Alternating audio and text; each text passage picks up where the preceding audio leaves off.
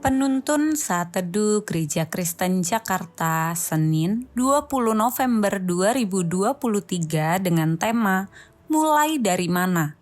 Firman Tuhan terambil dari Lukas 10 ayat 29 sampai 37 berkata demikian.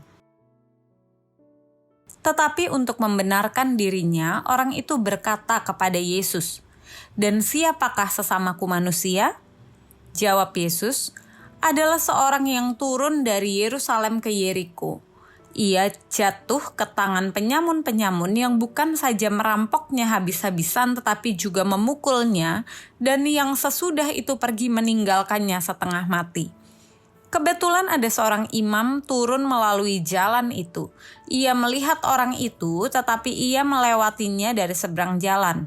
Demikian juga seorang Lewi datang ke tempat itu. Ketika ia melihat orang itu, ia melewatinya dari seberang jalan. Lalu datanglah seorang Samaria yang sedang dalam perjalanan ke tempat itu. Dan ketika ia melihat orang itu, tergeraklah hatinya oleh belas kasihan. Ia pergi kepadanya, lalu membalut luka-lukanya. Sesudah ia menyiraminya dengan minyak dan anggur, kemudian ia menaikkan orang itu ke atas keledai tunggangannya sendiri, lalu membawanya ke tempat penginapan dan merawatnya.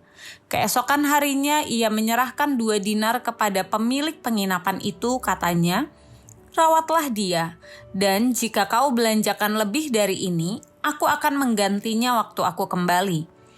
Siapakah di antara ketiga orang ini menurut pendapatmu adalah sesama manusia dari orang yang jatuh ke tangan penyamun itu?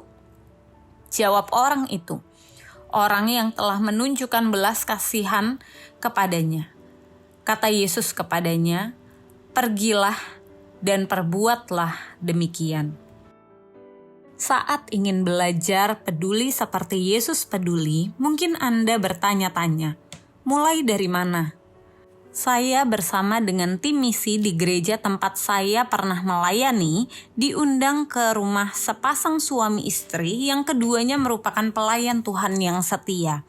Mereka ingin meminta bantuan kepada tim pelayanan misi agar dapat menyalurkan berkat bagi orang yang membutuhkan. Mereka ingin memberi, tapi tidak tahu harus mulai dari mana dan kepada siapa. Lalu pendeta tim misi kami mengatakan, "Sebenarnya tidak harus selalu melalui kami. Kalian juga boleh menyatakan kepedulian kepada orang di sekitar, seperti tetangga, pegawai toko, teman sekolah anak, atau orang-orang di sekitar kalian yang kalian tahu sedang membutuhkan pertolongan atau dukungan kasih." Tidak ada yang salah dengan meminta bantuan gereja, namun alangkah baiknya jika kita yang dapat tergerak menolong kebutuhan orang lain dengan segera. Nas hari ini merupakan perumpamaan yang Tuhan Yesus berikan kepada orang Farisi. Kelompok ini mencari alasan untuk mencobai Yesus dan membenarkan diri dengan perilaku mereka. Kelompok ini juga mengabaikan orang yang membutuhkan karena ketidaksukaan mereka terhadap orang atau suku tertentu.